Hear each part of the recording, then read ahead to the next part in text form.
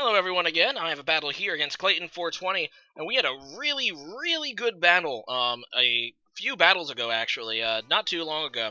And you might remember him, and if so, let's hope that this one is just as entertaining. So, I'm gonna go ahead and get started. This is just a standard match, and yeah, that's all I have to say about it at this time.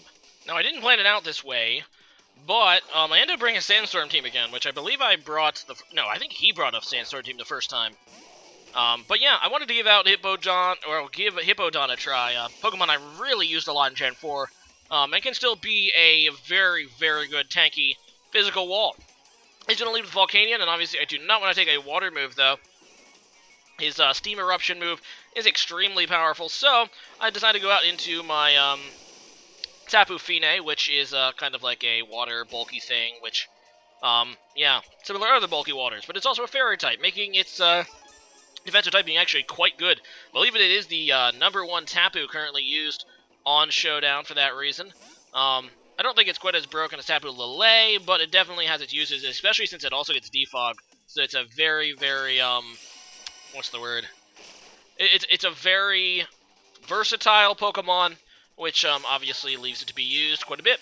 So he's going to go into Mawile here, and I also brought a Mega Mawile, and I believe he also brought a Tapu Fine, so a little bit of a mirror match again with this guy. I believe in the first matchup we had a couple Pokemon that, you know, were the same in our teams as well. And he's actually going to go for the Focus Punch, which I was not expecting. Good thing I went for the Scald. Now, obviously, I can't burn. In fact, I really should have, and I realize this now, that this Tapu Fine is supposed to have Surf. I don't know why I have Scald on it. I think this was my old Tapu Fine before I actually, you know, like when I first made a Tapu Fine, not even thinking about its terrain, and I need to change that to Surf. It's supposed to be Surf, because normally you can't burn with, you know, the misty terrain up. It's part of the effect. But, you know, it's only slightly less strong than Surf, so I don't think it really hurt me here. But it does do enough damage to his Mawile. It decides to switch out into Porygon 2, which is always a bulky mother effer, and decide to see how, well, no, I decided to go for a Nature's Wrath, or whatever it's called, which of course is going to always do 50% damage, so I know it's going to do a 50% damage to this Porygon 2. Now this thing probably has Thunderbolt, like, or Discharge, like most Porygon 2s have, but I kind of don't have a great switch against this thing, and I kind of want to leave it at low HP so I can possibly revenge kill it. He's going to go ahead and recover now, and interestingly, well, not really interestingly, but thankfully my Mystic Terrain actually wears off, so I can actually burn him with Scald, and that's what I do, and yeah, he ends up getting burned, so there you go. See, you can burn things with Scald on Tapu Fine. Doesn't mean you necessarily should, because you're not usually going to keep your Tapu Fine out for 5 turns. Whatevs, getting the residual damage on the Porygon 2 is nice. Obviously, it would be nicer if it was, you know, Gen 6 burn, but, no. He is just going to go ahead and go for the Thunderbolt now, and he ends up critting me at that, which is kind of annoying, but looking at that damage, I'm like, I might actually be able to take another one if that was a crit, and this GLaDOS thing is pretty low, and considering this thing almost certainly has Eviolite, obviously he doesn't have leftovers, so it's going to be taking a bit of residual damage from the, you know, Sandstorm that, you know, got from the Hippowdon, and the burn, so that's pretty nice, although he still has Recover, unfortunately, and he did, if you missed it, he did go for the Trick Room, so his team is actually a pseudo-Trick Room team, I believe. Another interesting team that he's bringing, and, yeah, that's going to allow him to go first, obviously, but I'm hoping that it'll wear off eventually, and then I can get the KO on this thing. Unfortunately, my Sandstorm does go away, so a little bit of residual damage is now gone, although it does allow Tapu Fine to heal. And he goes for the Thunderbolt and gets the Paralysis, which, you know, wouldn't be that bad if this wasn't the turn that freaking Trick Room wears off. So he got really lucky with the timing of that Paralysis. He got it exactly the turn he actually wanted it, but that's the way the cookie crumbles sometimes, folks. And I'm gonna go ahead and switch out Tapu Fine. I guess I figure it might be useful later, although it is pretty crippled at this point. I decided to instead go into my Mawile, since I know he's going to recover, and that's going to put him at about 50% after the burn, so I'm kind of hoping that maybe I can set up against this thing. He is going to go into Yellowstone, though, his Volcanion. As I do Mega Evolve, I'm still trying to get this Mawile off. This is my Sing Mawile with Sing and Swords Dance. As I said, I really do like if Sing actually had better accuracy. So I'm just going to go for the play rough here. I actually was expecting to hit the Porygon too, but he ends up going to Volcanion. And, I actually got decent damage despite the resistance with that, so there you go. I'm going to go to Tapu Fini, pretty much his death fodder against this thing.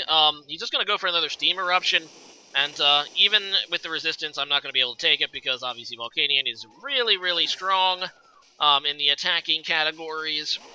And, oh well. So I go into Chomp, and, yeah, Chomp, I'm hoping to live at least one. He ends up going out into his Mawile. Sorry, not his Mawile. He goes into his own Tapu Fini now. So I'll just go for an Earthquake.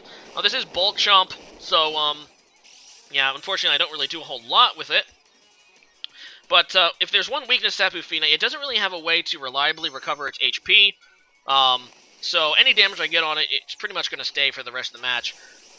So I decided to go for my Z Sandstorm, which is a set I used a little bit pre-bank. I really liked it, and it kind of fit with the Sandstorm team. Now, this is actually not Bulk Chomp. I lied. This is Z Sandstorm Chomp. So I was actually trying to set that up. I was kind of hoping that he might overpredict or not have the Moonblast like mine doesn't, but he does, and I really shouldn't have risked it. But, at the same time, I could have gotten the miss, too, because I do have Sandveil in this Garchomp. But whatever. If he would have missed or went for something else, I could have went for the Swords Dance.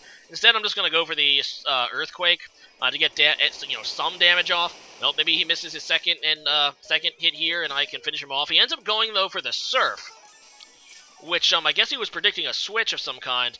But Surf is not able to take out my Garchomp, which means I can now just KO him with Earthquake. So not going for the Moonblast there kind of hurt him pretty bad. I guess he might have been predicting a switch into my Mawile, but it didn't work out for him there, and the terrain is once again gone.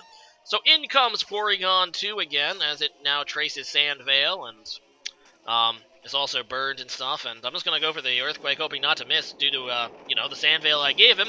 Thankfully, I do not, and, yeah. He's going to go for the Trick Room, which is kind of a good play, kind of an obvious play, and now he's going to be able to go first and do more of his recovering nonsense, although I'm pretty confident I burned a lot of the recover PP earlier, and he decides to just finish me all with Ice Beam, so that's actually fine, because that leaves his Porygon 2 in a very compromising position.